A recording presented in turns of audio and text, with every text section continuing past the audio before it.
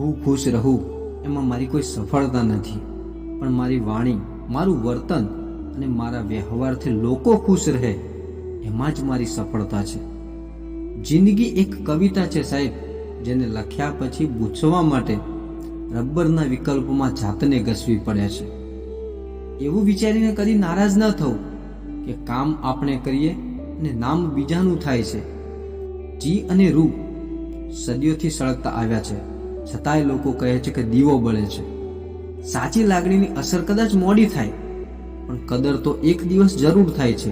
સ્વીકારીએ છીએ કે અમે સરોવર જેટલા મીઠા તો નથી, પણ યાદ રાખજો, દરિયો ક્યારે સૂકોતો નથી.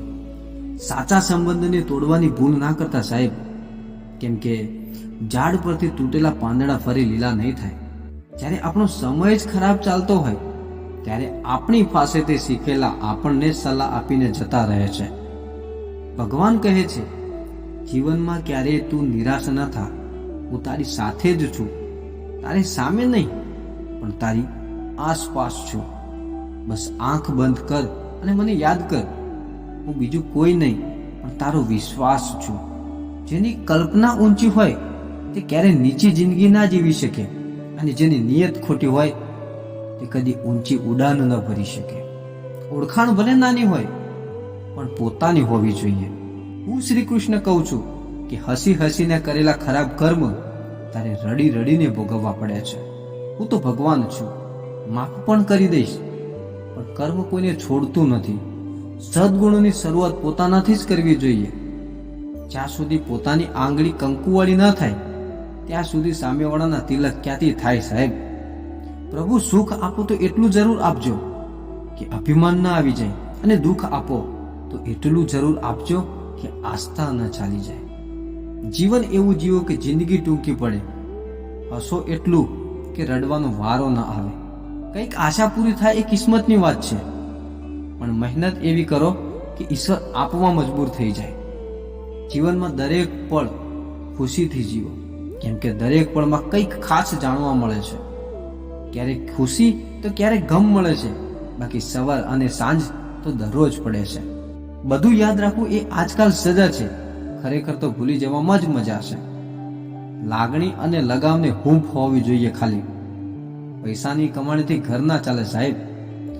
જો તમારા પોતાના જ તમારી સાથે ચાલે છે તો રસ્તા મંજિલ બની જાય છે સાહેબ. સંબંધ અને રસ્તા ત્યારે જ પૂરા થઈ જાય છે જ્યારે પગ નહીં પણ દિલ થાકી જાય છે. બધાને સ્વાર્થમાં એક જ હિસાબ લાગે છે, ન આપે સુખ તો ભગવાન પણ ખરાબ લાગે છે. દુનિયામાં બધું જ શક્ય છે સાહેબ, બસ શરૂઆત આત્મવિશ્વાસથી થવી જોઈએ.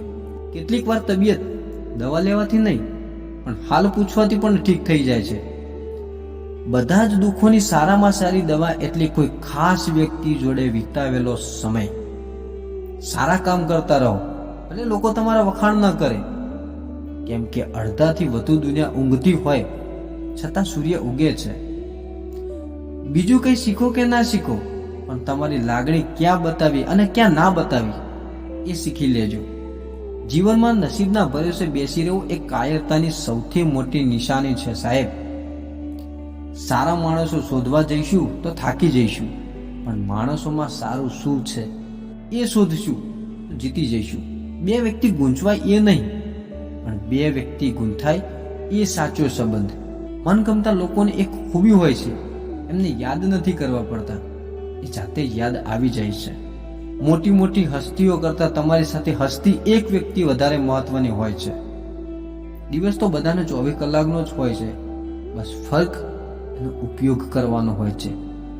સંપર્ક અને સંબંધ પૂરો થઈ જવાથી કઈ સ્નેહ પૂરો ન થઈ જાય સાહેબ. અને છેલ્લે એટલું જ કહીશ કે કરી બતાવો કંઈક એવું કે દુનિયા કરવા જાય તમારા જેવું. મિત્રો, તમારું આ વિડીયો વિશે શું કહેવું છે?